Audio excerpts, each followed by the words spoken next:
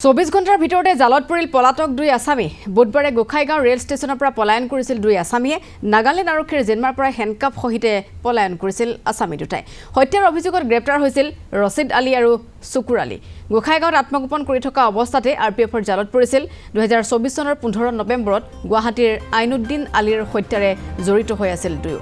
কেৰালাত গ্ৰেপ্তাৰ কৰি ডিমাপুৰলৈ ৰেল যোগে আনি আছিল দুয়োকে ধৃত দুয়োকে নাগালেণ্ড আৰক্ষীক সমজাই দিছে এতিয়া গোখাইগাঁও আৰপিএফে পলায়ন কৰিছিল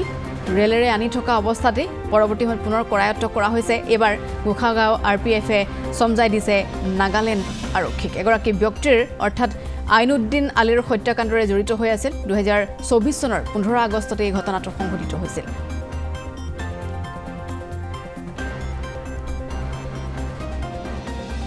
ঘটনা মানে আমার এইটো পার্টনার তিনটা আছিলে এটা মানুষ একটা মারি দিলে তো এই দুটা অরুণাচল আছে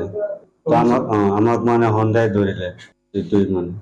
ঘটনাটা হয়েছে আপনার নাগালেণ্ড হেৰি বস্তি চাকলাচনত আমি কেৰালাত কামত গৈছিলো তাৰপিছত সেইকেইটা যাই ধৰি আনিলে এইটো নাগালেণ্ড পুলিচ কেইটা ধৰি লৈ যাই আছিলে পিছত মই গাড়ীৰ পৰা নামি গলো এইটো কোনখন ট্ৰেইন মই ক'ব নোৱাৰো আসামৰ ট্ৰেইন আছিলে নাগালেণ্ড পুলিচ আছিলে তাৰপিছত নামি ইয়াত বাজাৰত চাহ খাইছিলো যাই এইটোৰ পিছত আপুনি কেইটাৰে কোনকেইটা ধৰিলে এইকেইটা চাৰকেইটা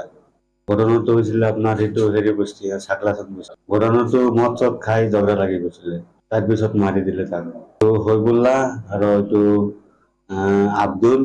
আৰু এইটো আরেকটার নাম জানি কি আরো একটা নাম তো একটু কাম করবো আমি কিটা বাটার কাম করবো কিন্তু আনুদ্দি বললি নাম একটা মানুষ সেও বাটার কাম কৰি আছিলে তাৰ ঘৰত হেৰি গুৱাহাটী হ'ব নেকি মই ভালকে ক'ব নোৱাৰো মোৰতো গোলাঘাট সিও গোলাঘাট মোৰ সৰু ভাই হয় নিজৰ সৰু ভাই তাৰ নাম শুকুৰ